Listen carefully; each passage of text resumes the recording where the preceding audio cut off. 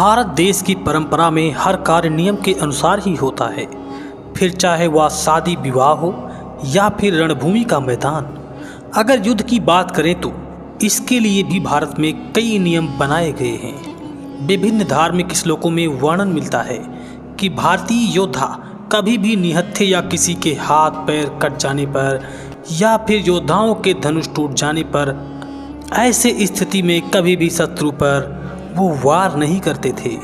लेकिन जब से भारत की भूमि पर विदेशी जैसे तुर्क, अफगान आदि के आक्रमण हुए, तब उन्होंने यहाँ की सभी स्थिति और नियमों को तोड़कर युद्ध किया और युद्ध नीति का विनाश कर दिया।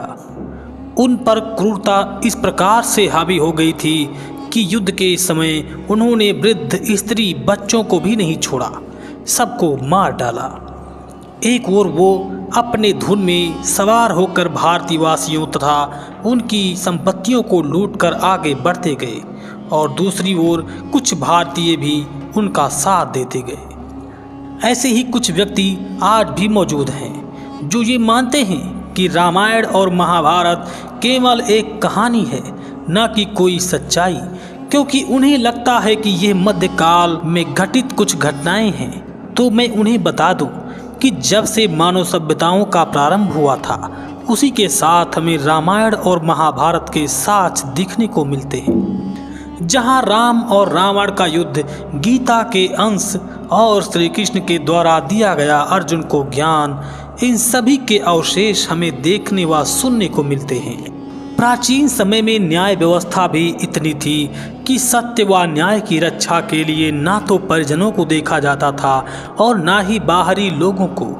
जैसे रामायण में माता सीता की रक्षा और धर्म की स्थापना के लिए भगवान श्री राम ने अपने भारतवर्ष से बाहर जाकर रावण का वध किया था, ठीक उसके विपरीत जब महाभारत में स्वयं कई परिवार राक्षसों के जैसा व्यवहार करने लगे और देवी समान स्त्रियों पर बुरी नज़र डालने लगे, तो उनका स्वयं के भाइयों अर्थात पांडवों द्वारा उनका वध होना निश्चित था। हमारा भारत प्रारंभ से ही शास्त्र और शस्त्र दोनों पर आधारित था। सत्य की स्थापना के लिए हमें अच्छा लगा, हमने उसका पूर्ण रूप से उपयोग किया। बौद्धिक रूप से हम पहले से ही धनी थे।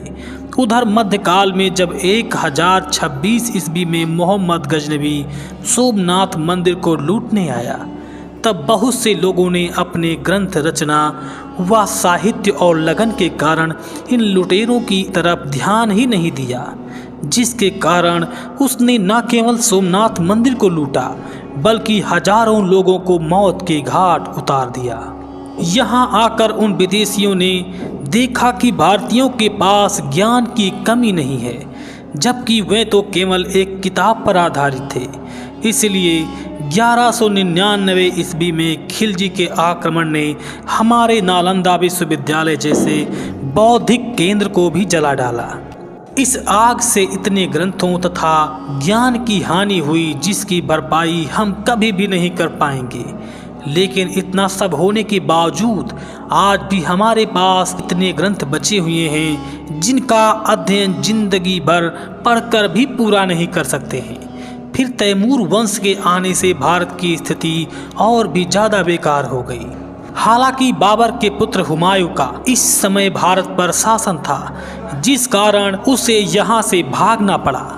लेकिन हुमायूं के पुत्र अकबर ने वीरता और कूटनीति से काम लिया, जिस कारण वे राजपूतों से मित्रता करके भारत में प्रवेश कर गए। हालांकि उसने और कर जैसे तीर्थ करों को हिंदुओं के लिए माफ कर दिया, जिससे हिंदुओं के प्रति बर्बरता में कुछ कमी आई थी।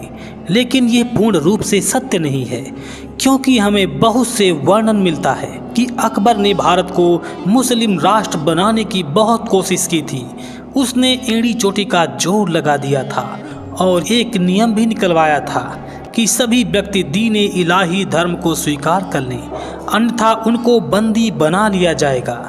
धन्य है वो भारत भूमि जहां ऐसे वीरों ने जन्म लिया, जिन्होंने अकबर के इस आदेश को सुनकर भी खुद को बंदी बनाना स्वीकार कर लिया, लेकिन धर्म नहीं बदला। अकबर के समकालीन ही गोस्वामी तुलसीदास जी भी थे, जो श्री राम जी के अनन्य भक्त थे। अकबर को जब इसके बारे में जानकारी मिली तो उन्होंने तुलसीदास जी से कहा, या तो तुम अपने भगवान का चमत्कार दिखाओ जिससे तुम भगवान श्री राम के भक्त हो, मुझे ऐसा प्रमाण मिल जाए, अथवा हमारे कारागार में जिंदगी भर के लिए कैद हो जाओ, और या फिर दीने इलाही धर्म को स्वीकार कर लो।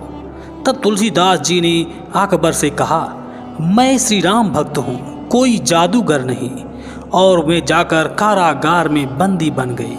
सूरदास जी शिरोमणि कवि माने जाने वाले में से एक थे। वे तुलसीदास की भक्ति तथा काव्य शक्ति के बारे में लिखते हैं कि तुलसीदास अकबर के समकालीन थे, जो कि वे अकबर से भी महान थे।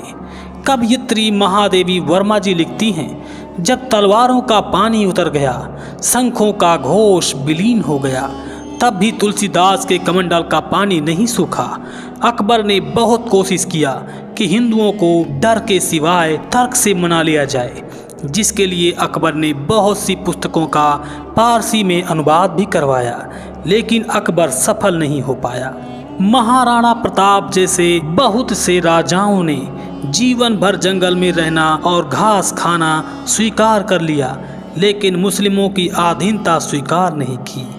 उस समय में बहुत से ऐसे हिंदू भी थे जो डर के कारण जंगलों में छुप गए थे और फिर वे जंगलों में निवास करने लगे थे।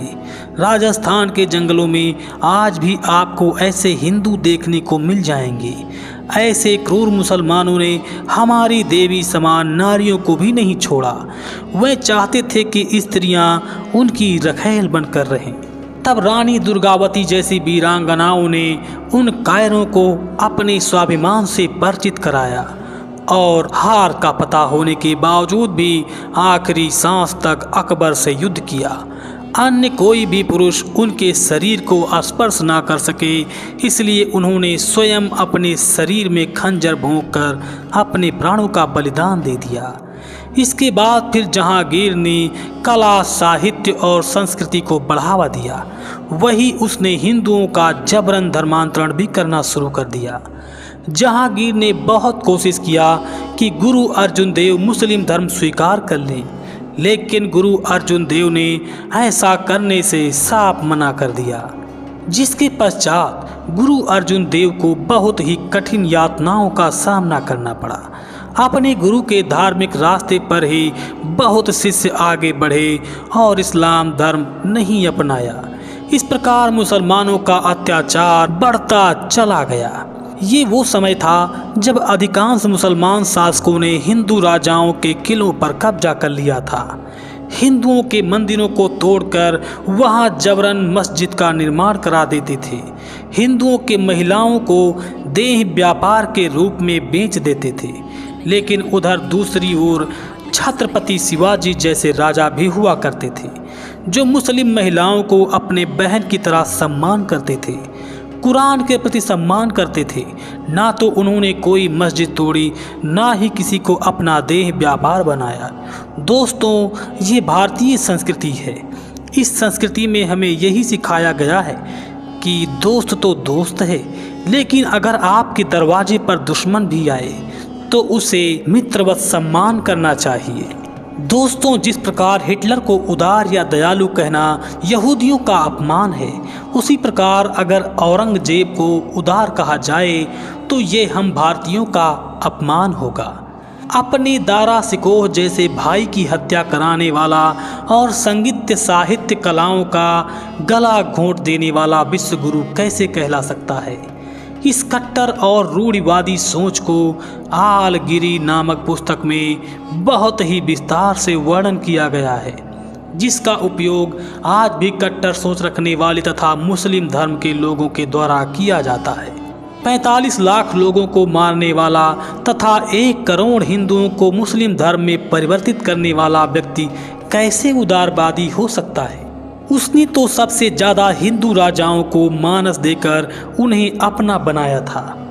बड़े पदों पर भर्ती के लिए वह विदेशी मुसलमानों को बुलाता रहा।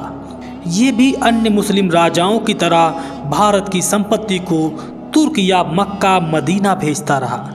ये क्रूरता तो इस हद तक बढ़ गई थी कि अगर कोई व्यक्ति हिंदू बनकर रहना चाहता था तो उसे जिंदा रहने के लिए कर देना पड़ता था, और इसके विपरीत यदि कोई व्यक्ति मुस्लिम धर्म को स्वीकार करता था तो उसे प्रोत्साहन के रूप में भत्ता दिया जाता था। औरंगजेब इतना कट्टर था कि वो हिंदुओं के सामने शर्त रखता था तो वो इस्लाम धर्म को स्वीकार कर ले या फिर अपना गर्दन कटवा ले।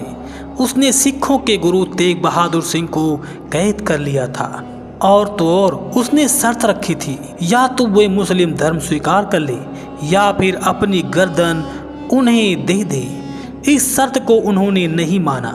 उनके मृत्यु के साथ ही 11 नवंबर 1675 को दिल्ली में उनके 3 शिष्यों सतीदास, मतीदास और दयादास ने भी अपने प्राणों का बलिदान दे दिया था। दिल्ली में बना यह मंदिर केवल सिखों का ही नहीं है, बल्कि यह पूरे देश का मंदिर है। आज जहां उन्हें केवल एक सिख धर्म के गुरु के रूप में माना जाता है, जबकि वे पूरे हिंदू धर्म के एक चादर के रूप में थे जिन्होंने संपूर्ण समाज के लिए अपना जीवन न्यौछावर कर दिया था। ऋषि वेदव्यास जी लिखते हैं कि लोभ, काम आदि के होने पर भी हमें धर्म को नहीं छोड़ना चाहिए, क्योंकि धर्म नित्य है जबकि शरीर अनित्य है। गुरु तेग बहादुर जैसे अनेक गुरुओं और महाराजाओं के बलिदान के कारण ही हमें आज अपना हिंदू धर्म प्राप्त हुआ है। हम इन सभी बुद्धिजीवियों का सत सत नमन करते हैं। तो दोस्तों, आज आपने जाना कि मुसलमानों ने हम पर कितना आक्रमण किया और क्या क्या छीना। उन्होंने हमारा धर्म, संस्कृति, कला सब कुछ छीना। हिंदुस्तान के जितने भी मुस्लिम हैं सब कभी ना कभी हिंदू थे, लेकिन आज मुसलमान हैं। दोस्तों, प्रेम से बोलो जय सनातन, जय श्री राम। अगर वीडियो आपको पसंद आया हो तो इस वीडियो को लाइक और अपने मित्रों को इस सच्चाई को बताने के लिए शेयर भी करो। और लेते हैं आपसे इजाज़त। मिलेंगे फिर ऐसे ही एक खास नए वीडियो के साथ। तब तक के लिए जय श्री राम।